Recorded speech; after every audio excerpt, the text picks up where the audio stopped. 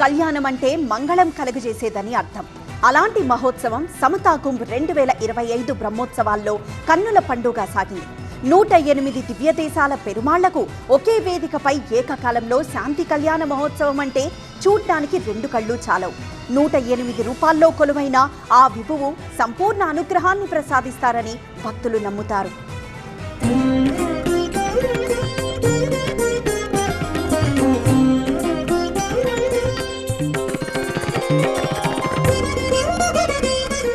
భాగ్యనగరంలోనే ఆ శ్రీరంగనాథుని దివ్య సాక్షాత్కారం, శ్రీరామనగరిలో తిరుమల వెంకటేశుని అభయహస్తం, దివ్య సాకేతంలో అనంత పద్మనాభస్వామి అనుగ్రహం, కాంచీపురం వరదరాజ పెరుమాళ్ అనుగ్రహము ఇక్కడే, మేల్కోటై తిరునారాయణ పెరుమాళ్ ఆశీర్వాదము ఇక్కడే. చూస్తున్నారు కదా, 108 దివ్యదేశ మూర్తులకు జరుగుతున్న కళ్యాణ వైభోగాన్ని. ఈ ధరిత్ర ఎప్పుడూ కనని కమనీయ దృశ్య కావ్యం, లోక కళ్యాణదాయకం. శ్రీ రామానుజాచార్య 108 దివ్య దేశాల బ్రహ్మోత్సవాల్లో ప్రతి ఘట్టము పరమానంద భరితము.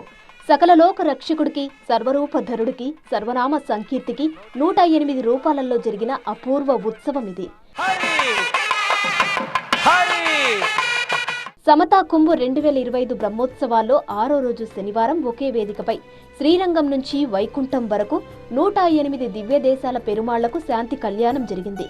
శ్రీ శ్రీ శ్రీ త్రిదండి చినజీయర్ స్వామి ప్రత్యక్ష పర్యవేక్షణలో ఈ వేడుక సాగింది. రామానుజ సన్నిధిలో తప్ప మరెక్కడా కనిపించని ఈ కళ్యాణ మహోత్సవాన్ని చూడడమంటే పూర్వజన్మ సుకృతమని చెబుతారు.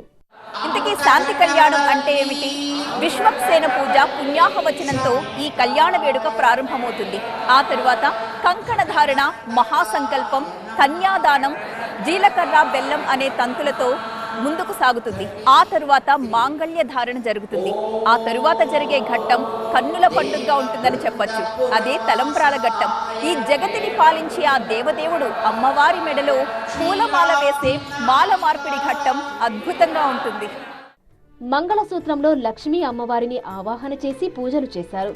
స్వామి అనుజ్ఞతో అర్చకుడి ద్వారా దివ్యమంగళ సూత్రాధారణ, సుమంగళ అక్షితల సమర్పణతో శాంతి కళ్యాణోత్సవం కన్నుల పండుగను తలపించింది. అయ్యవారికి అమ్మవారు, అమ్మవారికి అయ్యవారు పరస్పర మాలాధారణ చేశారు.